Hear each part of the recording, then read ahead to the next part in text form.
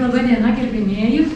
Labai malonu, kad atvykote šiandien į šitą salę pristatyti Panevėžio kraštotyros muziejaus 2023 metų pabaigoje išleistą knygą fotografas Antanas Patamsis Panevėžys.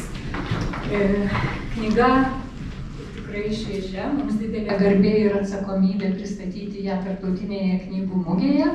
Dėl to ir atvykome su nemaža svita. Todėl pirmiausia kviečiame knygos autorę, fotografijos rinkinio saugotoją daktarę Zitą Pikelytę.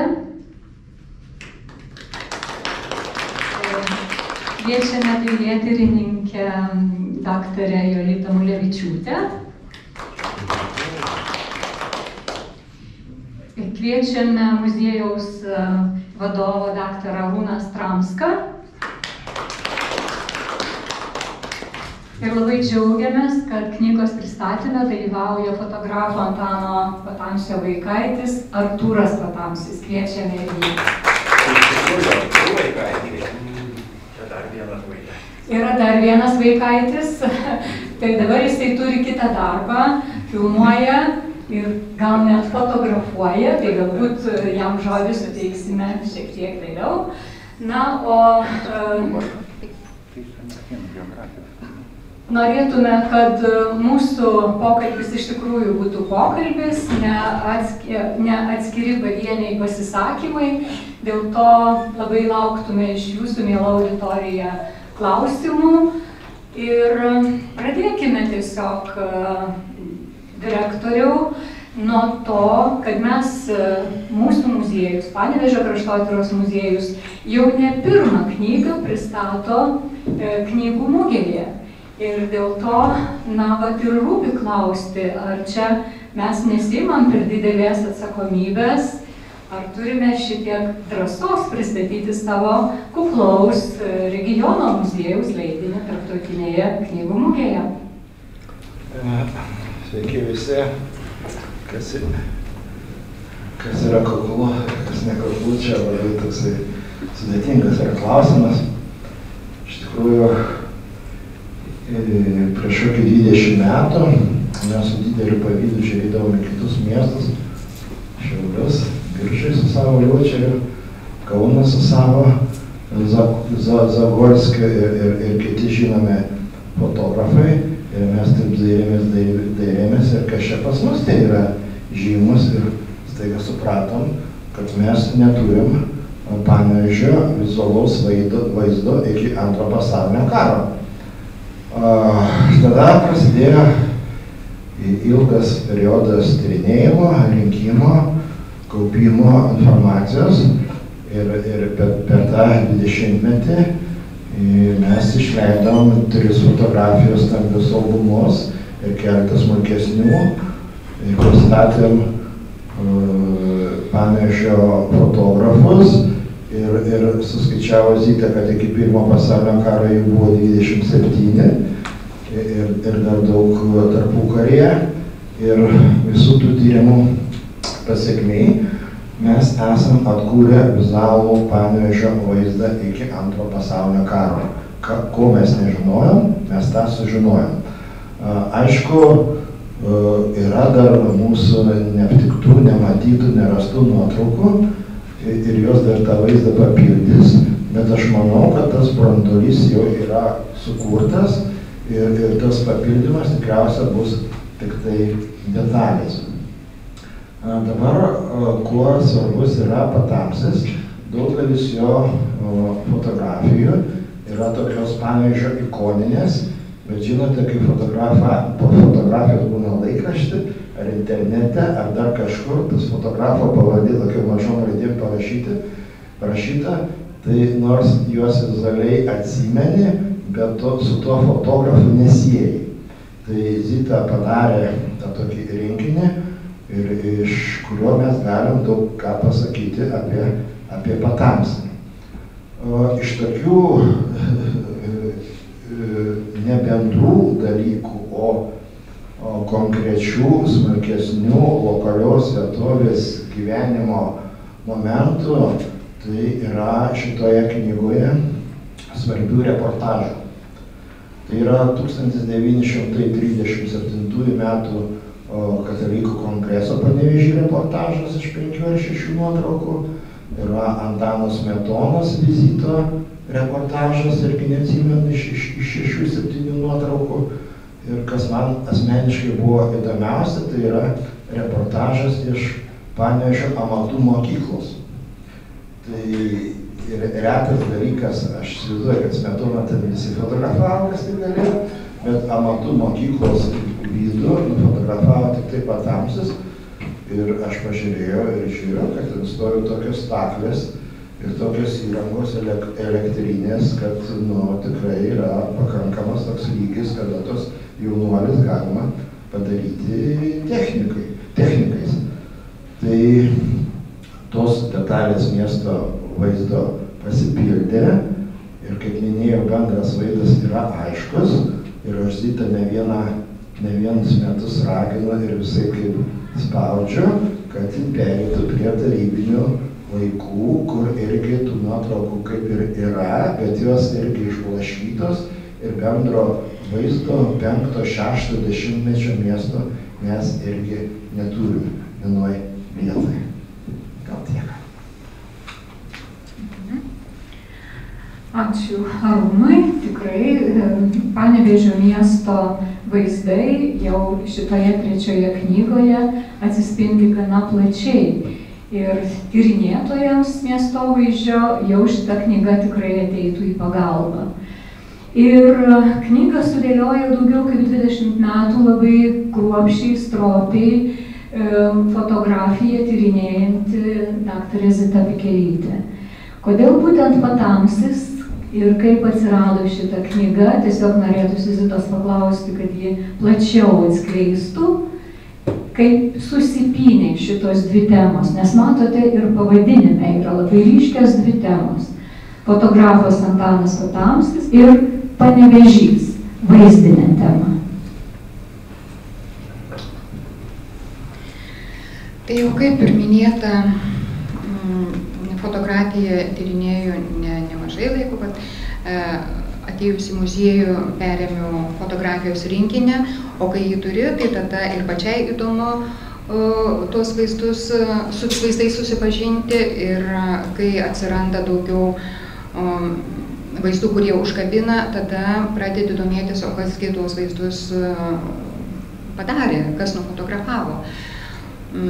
Rinkdama apie Panevėžio fotografus medžiagą, Patamsio pavardę tikrai buvau užtikusi, juolab, kad ir mūsų fonduose, rinkiniuose, fotografijos rinkinyje yra nemažai Patamsio fotografijų, jo spaudu pažymėtų. Nemažas pluoštas yra iš 4 pėstininko pulko. Todėl, kad tarnaudamas kariuomenėje Lietuvos, Patamsis buvo ir pulko fotografas. Portretų tikrai nėra daug, tai va, o informacijos irgi nebuvo per tuos 20 metų daug. Žinojau pirmiausia tai, kad jisai emigravo karo pabaigoje į vakarus, buvau šiek tiek užtikusi pėdsaką iš pokalbio sužinojau, kad, jeigu žinot, kunigas, kuris Troškūnuose dirba, Saulius Filipavičius, buvo minėjęs, kad buvo sutikęs Patamsį, bet kai sužinojau ir kai paskambinau, tai jau jis nieko neprisiminė, tas kunigas, ir nieko negalėjo pasakyti. Apgailestavo, kad tiesiog susitiko kaip su kraštiečiu, pasikalbėjo ir tiek. O archyvuose, ką radau, tai apie Patamsio ateljė bylą, kad dalyvavo keliose organizacijose, tai Troškūnuose būdamas Geležinio vilko organizacijoje, priklausė ir Šauliam, priklausė Lietuvos verslininkų sąjungos Panevėžio skyriui, netgi ten vadovavo kurį laiką. Rašė pareiškimą, prašymą priimti į Lietuvos fotomenininkų sąjungą. Ir būtent iš to pareiškimo matyti, kad jo, kaip jis pats rašo, kad jo nuotraukos jau buvo spausdinamos nuo 22 metų ar ten 3 Lietuvos spaudoje, o nuo 28 metų jis jau teigė gaudavęs ir honorarus. Trečiajame dešimtmetyje tikrai prie laikraščiuose nebuvo pavardžių rašoma, taigi patikrinti, sužinoti negaliu, nepavyko, tačiau 4 dešimtmečio spaudoje tikrai jo nuotraukų jau galima atrasti. Daugiausia iš kariuomenės ir iš šaulių gyvenimo. Kaip minėta, o kaip iš to, ką aš dabar paminėjau, ką archyvuose pavyko surasti, tiesa yra pasų kortelės, tai žinoma, knygos neparašysiu. Kai rengiau Senąjį Panevėžį ir tyrinėjau Henriko Krynevičiaus kolekciją, būtent iš tos kolekcijos buvo sudaryta knyga, nes tai, ką mes turim muziejui, tai tikrai yra labai kuklu. Ir man tiesiog džiaugiasi širdis ir spirgėjo už laimės, nes teko pamatyti tiek daug Panevėžio vaizdų. Ir didžioji dauguma antspauduotos būtent Antano Patamsio antspaudais. Pirmą kartą pamačiau tokias panoramas, mes jų neturim, bet smagu, kad pavyksta prikalbinti kolekcininkus ir tie kolekcininkai tiesiog pasidalyja. Dabar šita privati kolekcija yra prieinama plačiai visuomeniai mūsų knygoje. O pristatydama Senąjį Panevėžį, kad smagiau būtų, sugalvojau padaryti tokią parodą, 2 nuotraukų parodą Antano Patamsio tarpukario 1932 metų ir priprašiau mūsų laikų fotografo, tokio Gintaro Lukoševičiaus, kad nufotografuotų maždaug iš to paties taško. Aišku, jis sutiko gal daug lengviau negu įgyvendino, paskui papurvėjo, bet paroda man patiko. Ir sklaida įvyko ir po šitos, po to pristatymo, po tos parodos, taip ir sulaukiau vaikaičio Artūro Patamsio skambučio. Tada paaiškėjo mums bebendraujant, kad jisai namuose turi senelio archyvą. Tai mane vėl labai sudomino. Na, archyvas buvo ne toks jau labai ir paprastas. Aišku, titanišką darbą nudirbo pats Artūras, jisai labai domisi savo giminės istoriją ir labai domisi senelio istoriją, nes jam ir pačiam teko bendrauti dar su seneliu ir išduosiu paslaptį, net jo garbei pasikeitė pavardę. Tai va, iš tiesų yra labai didelis savo šeimos, giminės ir senelio patriotas.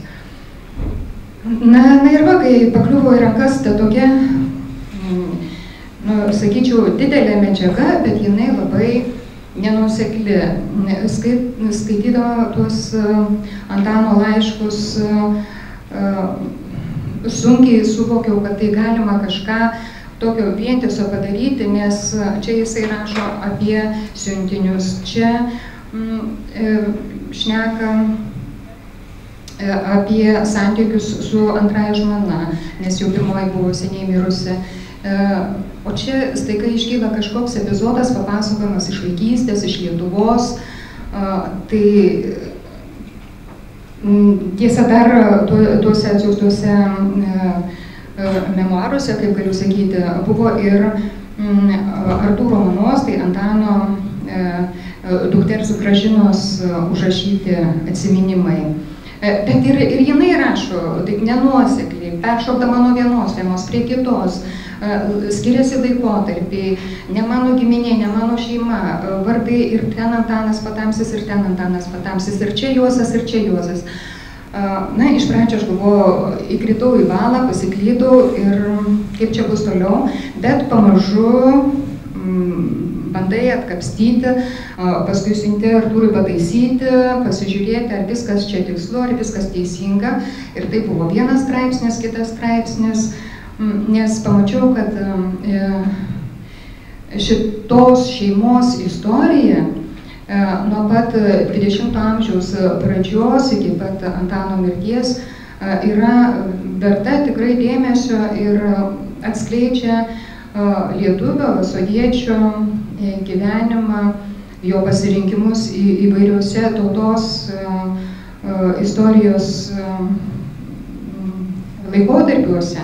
Pirmiausia, 20 amžiaus pradžiai Antano tėvai su jo mažiuku išvyko į Jungtinės Amerikos valstijas užsidirbo, grįžo, staiga prasideda Pirmasis pasaulinis karas, reikia išgyventi. Tada ateina taikos ir metai ir pakilimo metai, tarpukarį pradeda kurtis, pinigų yra, tas gyvenimas gražus ir paskui vėl Antrasis pasaulinis karas ir vėl pasirinkimai, kuriuos apsprendžia labai daug dalykų. Antanas Patamsis, kai šaulys, turėjo bėgti iš Lietuvos, nes 41 metais tikrai matė, kokie tie, kas galėtų jo laukti sugrįžus sovietams. O žmona tiesiog negalėjo pasitraukti dėl to, kad ir užgyventas ir turtas, ir kažkur čia namai, tėvai ir du vaikai likę kažkur troškūnuose, jinai turėtų trauktis tik tai su mažėliu. Tai vat ir nusvėrė motinos širdis, jinai liko, tačiau ir vėl ankstyva mirtis, vaikai lieka našlaičiais. Na, žodžiu, tiek daug intriguojančių istorijų, tai va ir pagalvojau, kad verta pasidalinti su kitais. Tai va taip ir gavo, susidėliojo tekstinė dalis, o fotografijas, kurias čia publikuojam, tai tikrai nėra, kaip ir direktorius minėjo, tai yra, pirmiausia, mane pradžiugino, kad tai reportažai yra. Aš žinojau seniai, kad daug Patamsio nuotraukų yra iš Eucharistinio vyrų kongreso 1937 metų. Labai daug ir jo, ir Žitkaus saugoma nacionalinėme muziejuje. Tad labai nudžiugau, kai nacionaliniam Čiurlionio dailės muziejuje atradom tikrai didelį pluoštą, palyginti didelį pluoštą iš Vytauto Didžiojo metų minėjimo. Tačiau ne visos nuotraukos antspauduotos, tai į knygą dėjome tik tai tas, kurios tikrai antspauduotos, bet ir tai teko atsirinkti, ne viskas tilpo. Tada kitas reportažas apie Smetonos apsilankymą Panevėžy 1932 metais. Tai va tie tokie reportažai ir šitas ciklas ir iš Amadų mokyklos yra saugoma Lietuvos centriniam valstybės archyve. Tai tos trys gal įstaigos, kur daugiau pagelbėjo su reportažais, tačiau ir naudojomės Panevėžio Gabrielės Petkevičaitės Bitės bibliotekos fondais. Viena kita iš kitų muziejų, tai taip, kad stengiausi jį parodyti kaip fotografą įvairiapusį. Tai va gal tiek apie knygą, labai daug užsikalbėjau, bet stengiausi nuosekliai papasakoti. Tai va. Gerai. Ačiū Zitai, o auditorijos prašau tikrai galvoti klausimų, nes iš tiesų Zita, tai galima sakyti, jos gyvenimo objektas yra mažų miestelių fotografai. Mažų miestelių ir Panevėžys irgi prieškarį nebuvo jau labai didelis miestas. Tai ir mūsų miesto fotografai yra jos akiratyje tyrinėjimo. Tačiau dailėtyrininkės Jolitos Mulevičiūtės akiratis dar plačiau aprėpia visos Lietuvos, ko gero, fotografijos tyrimus. Ir tada rūpėtų paklausti, o kaip atrodo tie su mūsų knyga išėję tie tyrimai fotografijos Lietuvos kontekste, kokią jau užima vietą, na tiesiog prašytume plačiau. Ačiū labai. Gerai atrodo. Labai gerai atrodo. Žinoma, nepaslaptis, aš niekam čia nepasakysiu naujovės, kokios nors, kad pastaruosius 2 dešimtmečius Fotografijos tyrimai yra viena populiariausių Lietuvos kultūros ir meno istorijos sričių.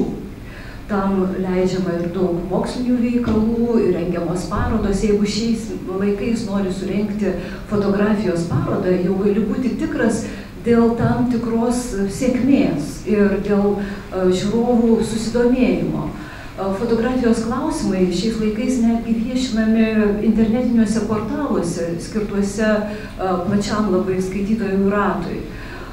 Taigi tie laikai, kai Virgilijus Juodakis buvo vienišas karys tuščiame lauke, jau seniai praėjo ir pastebime tuos du paskutinius dešimtmečius vykstantį tikrą fotografijos tyrimų bumą. Net istorikai, kurie ilgai ignoravo vaizdą, šiais laikais labai domisi fotografija ir panaudoja fotografiją savo veikaluose.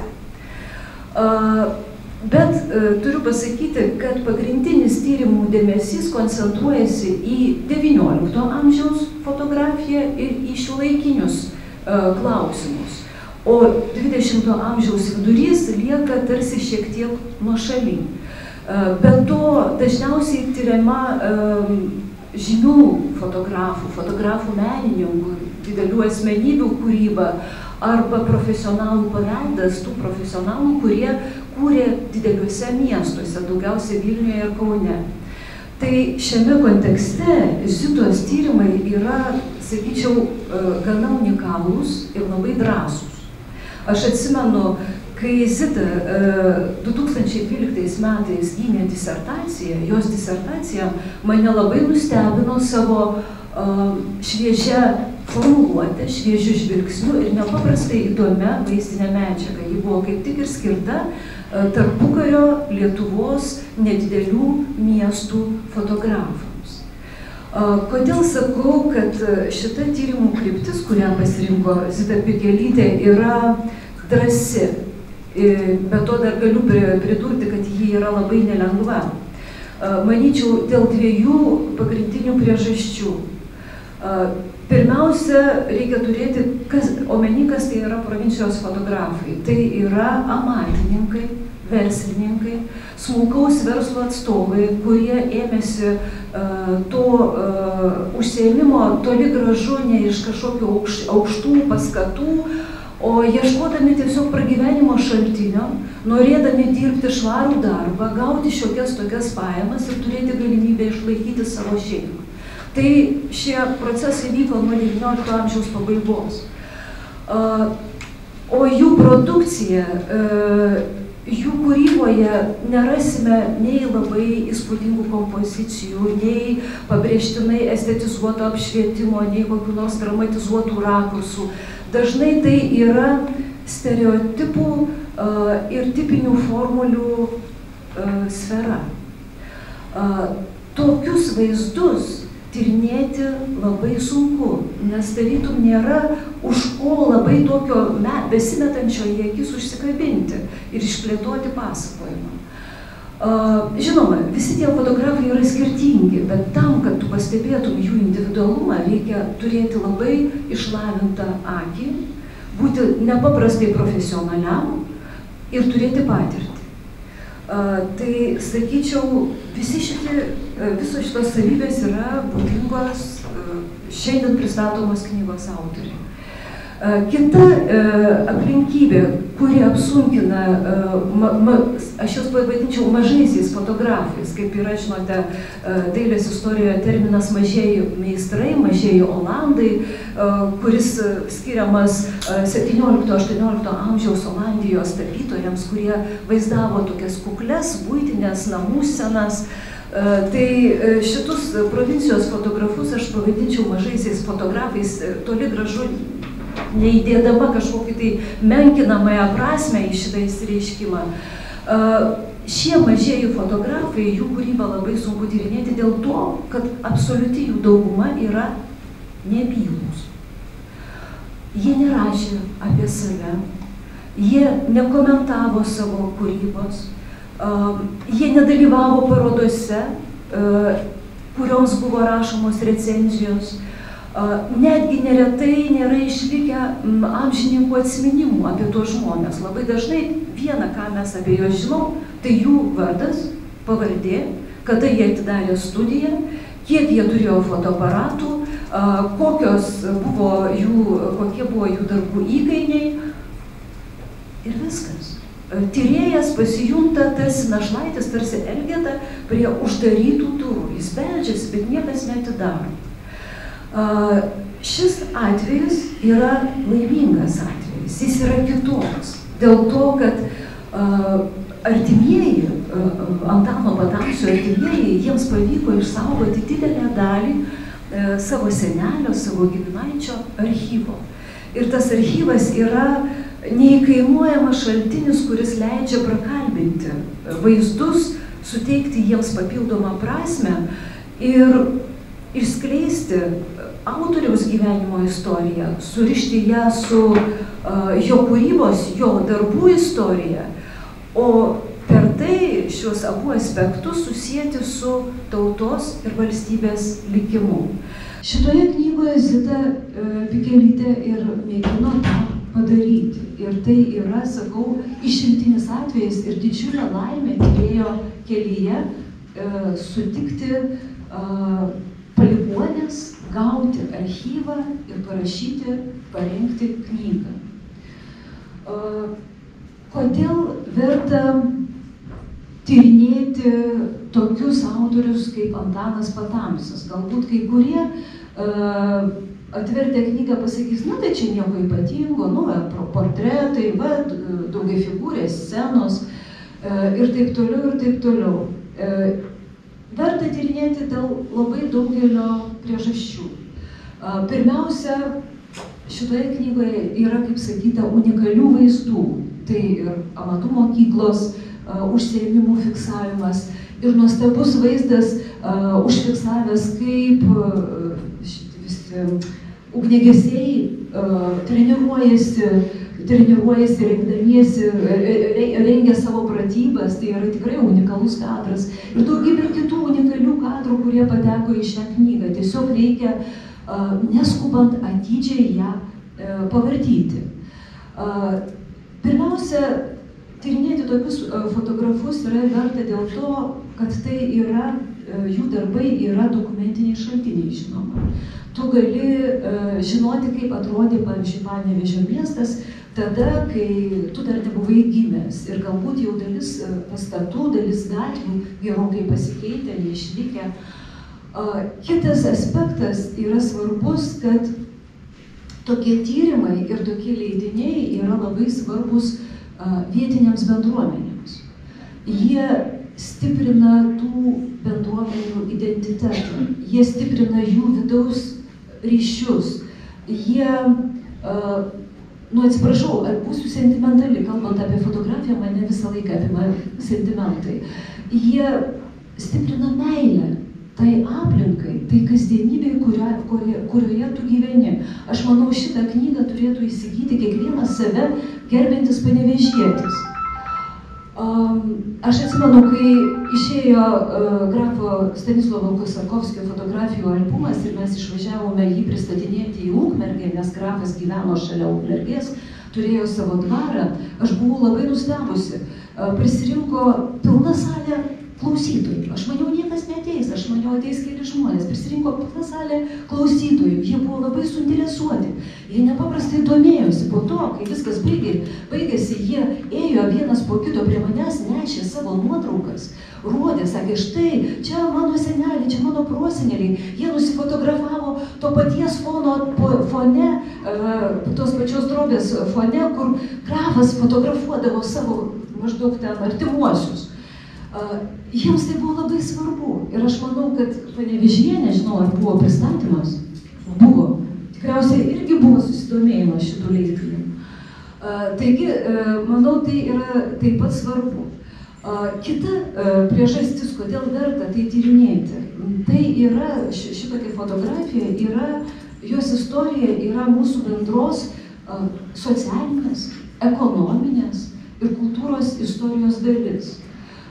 Nes kasgi buvo tie fotografai, pagal ką mes matuojame tų mažų miestelių XIX amžiuje arba XX amžiaus pirmoje pusėje iki jo vidurio, pagal ką mes matuojame jų kultūrinį lygį, jų išsivystymą. Mes žiūrime visuomet, kas ten buvo, kas atstovauja kultūrai. Be bažnyčios tai būdavo kas? Vaistinė, knygynas, kartais biblioteka ir fotografo studija.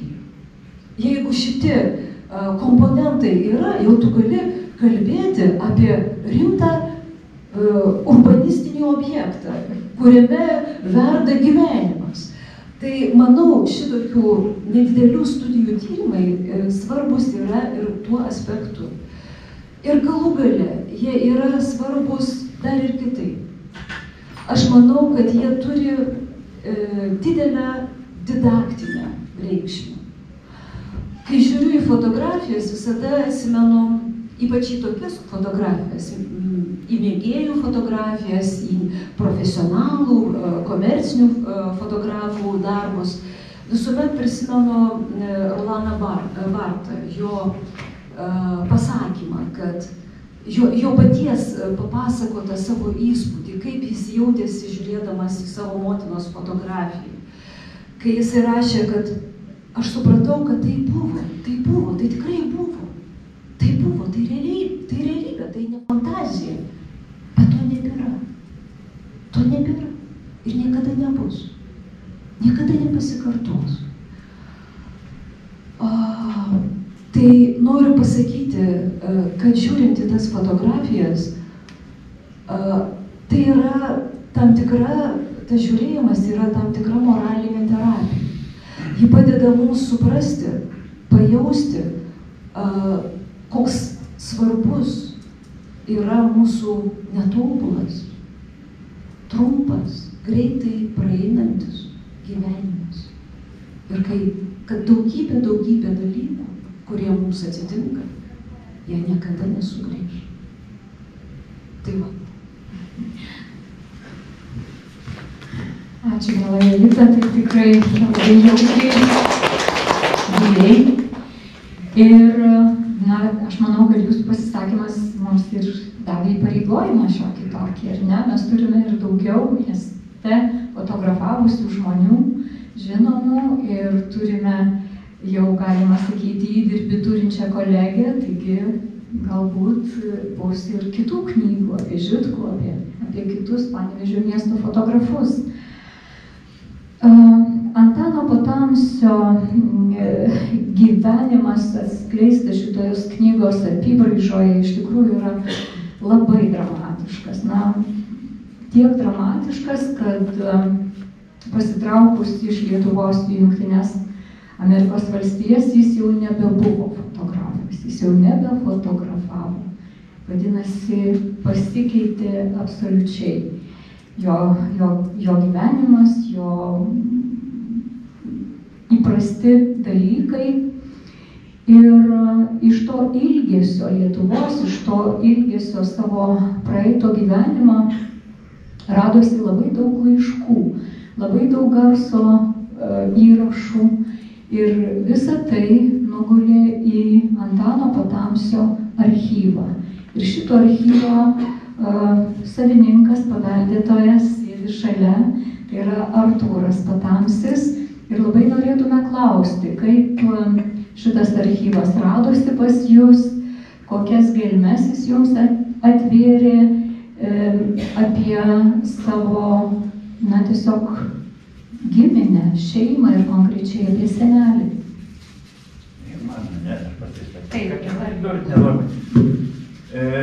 Visi mes turbūt lipam ant to paties grėblio, pradedam domėtis, kada jau truputį per vėlų būna. Bepigu paklausti, kada iškyla klausimas, paskambini, paklausti, pasitikslinai, kada tau palieka šūsnis laiškų, viskas chaotiškai rašė. Ir mama ir aš toks. Papuolė po ranką laikraščio gabalus, ant laikraščio kampo užrašė, yra sąsiuvinį užrašė. Gerai, kad turim visi tą patį bruožą gerą užrašyti datas. Tai pagal tas datas galima bent kažkiek atsekti tos. Apie knygą tokią tai buvo visą laiką tokia mintis kažkaip apibendrinti. Apsiverčiu popieriais, praeina noras numeti po 2 savaičių, pradėti vėl, bet be galo sunku.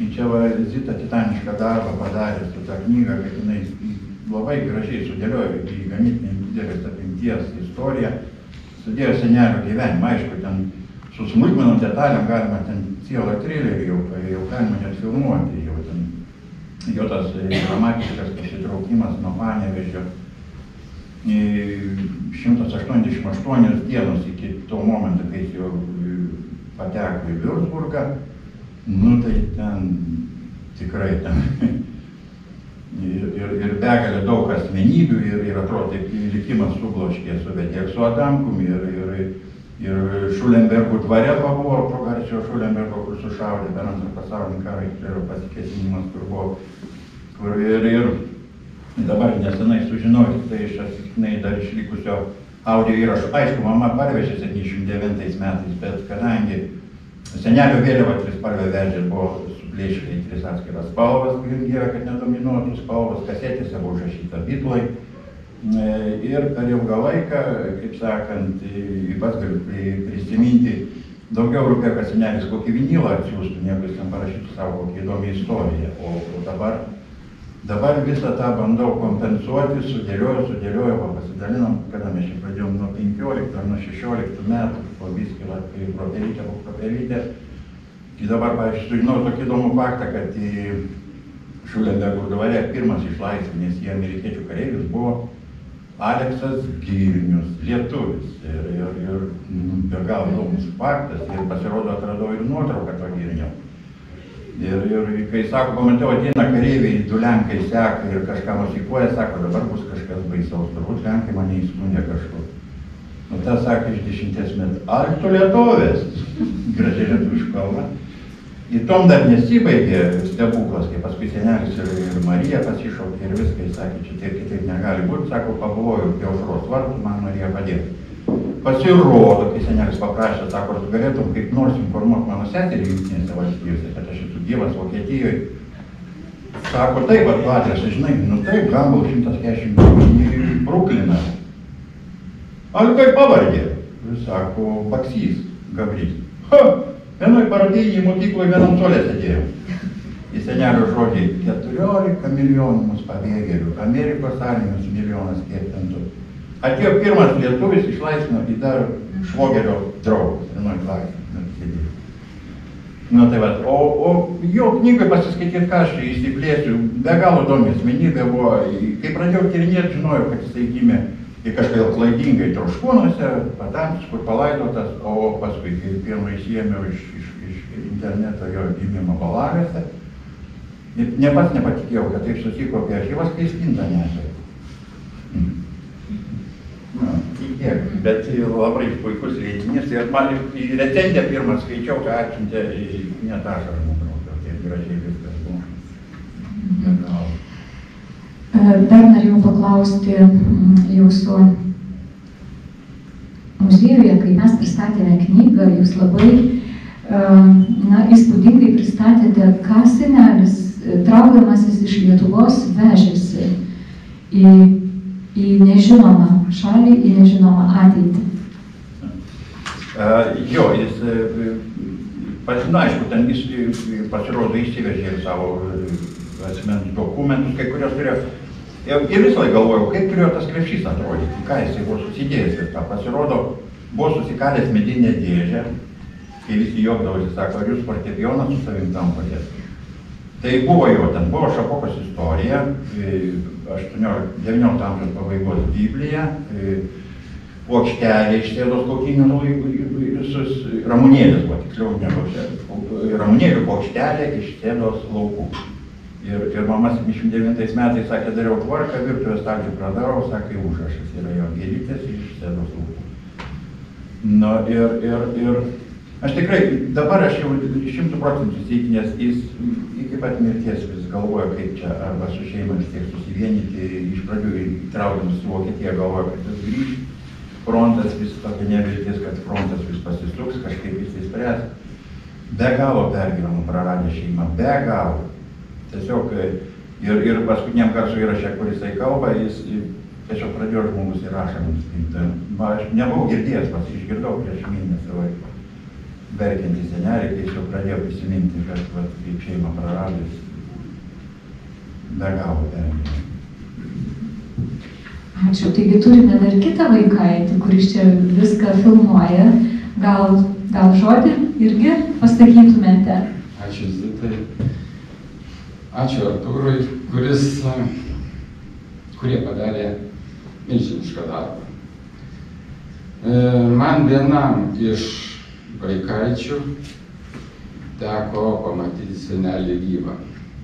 Tas buvo 91 metais. Vieną mėnesį aš buvau pas jį. Buvo Liepos rugpjūčio mėnuo.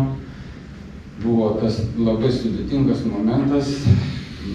Sušaudė medininkuose mūsų muitininkus, o mes buvom ten ir buvo klausimas, ar pakartot senelio kelią ir likti tenais, nes neaišku, kas čia būtų buvę. O aš buvau palikęs žmonas su 2 mažais vaikais, nu tai va taip. O tada seneliui buvo 83 metai ir jis, aišku, nebuvo toksai greitas, bet balsas ir galva veikė jo puikiai, puikus prisiminimai, kurie sugulė į tas kasetės, kurias aš radau ir pasidalinau paskutiniu metu su Artūru. Tai gal bus dar kažkam papildymas, ar tai į šeimos albumą, ar tai va. Nes istorija visą tą pati, tik tai yra detalių. Ten labai smulkiai aprašė, kaip išlaisvino amerikiečiai Šulenę uždarė ir kaip per karaliaučią ėjo, kaip bilietus gavo. Taip, kaip jisai su paskutiniu laivu išplaukė iš Klaipėdos. Taip, paminėjote, kad senelis nebefotografavo. Jisai fotografavo, bet jis fotografavo tik tai savo. Ir savo istorijai, savo archyvui. Jis nepradėdavo jokio darbo, nepasiėmęs fotoaparato.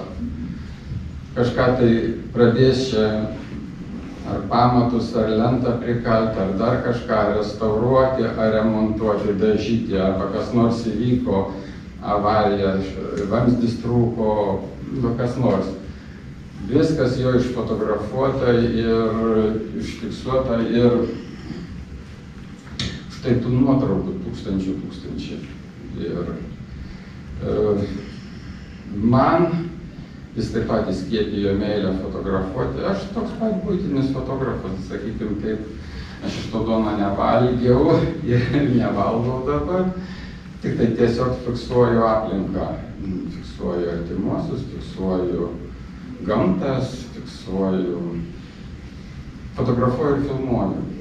Ir dar filmuoju dabar drono pagalba gražias Lietuvos vietas ir mano pagal vardą pavardę yra YouTube kanalas ir ten gal 300 yra nuotraukų iš Neringos mūsų puikios, iš Šiaulių, iš Jonavos, iš kitų vietų, iš Aukštai. Tai va, man labai gaila buvo palikti, išvažiuoti senelį. Ir aš padariau paskutinę nuotrauką, kuri tarp kitko yra ir albume. Va, tai ir mes lipom į lėktuvo, aš atsisukau, turėjau rankose fotoaparatą ir padariau, kai jisai mums mojo nuliūdęs, kad jau viskas, jisai supranta, kad mūsų daugiau nepamatys. Tai va, bet jisai, jo dvasia, jo mintis, jo vaizdai atgulė knygoje ir labai džiaugiuosi už tą titanišką darbą. Ačiū. Ačiū Jums, ačiū vaikaičiams, kad labai atidžiai su meile saugo savo senelio atminimą. Prašau. Svarbiausia, išvardijom visus reportažus, bet vienas labai svarbus reportažas, kurį pamiršom, tai yra pabėgėlių pasitraukimas iš DP stovyklos į Ameriką pirmuoju laivu. Tai ten irgi fiksuota nuo įsėdimo į sunkvežimį, paskui traukiniu kelionė į jūrų uostą į Bremenhaveną ir paskui išvykimas jau laivu, orkestras groja ir fotografavo save, žiūrinti į tolstančius Europos krantus ir gal jau ir suprato, kad kažkiek nesugrįžo. Tai čia labai svarbi mums vizualinė. Taip, reportažas toks netikėtas, nauja tema. Taip. Mūsų laikas kaip jau ir į pabaigą senka, taigi norėčiau kreiptis į Jūs, miela auditorija, ar turėtumėte klausimų? Prašau. Aš labai trumpą klausimą gerbiamam Artūrui. Ar turite planuose, galbūt savo planuose atverti visuomenį archyvą, o gal net pasitikim tokioje institucijoje kaip Panevėžio kraštotyros muziejus? Kad galima būtų kitiems prieiti ir pamatyti tą unikalų archyvą. Supratome, kad archyvą nori perimti Bitės Gabrielės ir Kečaitės Bitės biblioteka. Pamatyti būtų labai įdomu. Kad ten, pamatyti laiškai asmeniniai, sakau, labai viskas patrikai. Nėra taip, kad būtų dienoraštis. Paskui mama jau savo dienoraštį Amerikoje vedė, irgi Amerikos pilietybę gavo, kadangi mama irgi Amerikoje gimus. Tėtis turėjo pagal naturalizacijos Amerikos pilietybę, mama irgi buvo išvažiavusi, paskui vis tiek grįžo į Lietuvą gyventi. Tai mamos jo 97-98 knygos jau ant galo jau pradėjo. O senelio, labai viskas išplėsta, kas domintų, aš nežinau, aišku, jeigu tikrai jums tai atneštų naudos, tai galima, aišku, pabendrauti, faktas, jeigu ten, sakau, jo ten yra tokia įdomesnė istorija, jeigu ten nebinėti. Matote, tas mamai, kai paliko senelis, mamai buvo 10 metų. Mama atsimena šeimos šventės, ten ta, bet to fiksacijos nebuvo. Paskui, kada jau buvo bendravimas laiškais, aišku, yra popierėje viskas. Ir mama, kada pradėjo 57 dienoraštį rašyti, jau tada galima atsekti jau, kaip jau. O tada tik pasakojimai to, nes principė maži vaikai buvo, kai dar paliko. Ir fotografas daugiau, muziejus Panevėžio, daugiau supažindino mumis su fotografija, nei mes žinojame. Nes šeimoje nebuvo priimta taip labai kalbėti, kad senelis buvo, konkrečiai buvo fotografas. Sakydavau, mama, atsimenu, kad ten būtent, kad akva, kad jis mėgo labai akvą, tai mama iš vaikystės atsimena. Atsimena, kaip jie kraustėsi, kaip reikėjo senelio archyvą pernešti. Labai senai aš atsimenu, nuo 78 metų, kur močiutė tą archyvą užkasė. Gyvenu Suvalkiečių gatvėje, ten čia buvo sandėliukai, mūsų mama atsimenu, dar kiemą jom dar buvo sovietmetis, sakė, tam kampe, tarp dviejų tvorų, tarp dviejų kaimynų kampe ten užkasė, ten kažkur. Ir aš visai sakau, apsimesime komunalinių, kaip nors važiuosime, išklausime kokio kabelio iškasti. Taip turbūt ten kažkur jau suduryje viskas yra, bet tai jau nuo tada jau žinojom tokį dalyką, kai turėjo archyvą kažkur. Bet daugiau mes jau tokie, kai jau traukėsim, jis ir Amerikos laikotarpis, tas yra daugiau, yra išlikę. Mačiau, daugiau buvo norinčių klausti. Rankų dar buvo. Taigi, jeigu klausimų neturime, labai tikrai dėkojame Jums, mielieji, kad atėjote į Panevėžio muziejaus knygos pristatymą. Labai dėkoju gerbiamai Jolitai už tikrai tokį gražų pasisakymą, labai prasmingą. Dėkojame patams giminaičiams, Artūrui ir kitam vaikaičiui, Vidmantui. Ir tikiuosi iki kitų pasimatymų, nes Panevėžio kraštotyros muziejus dirba šitą linkme, miestovaizdžio tyrinėjimo linkme. Ačiū Jums labai ir geros.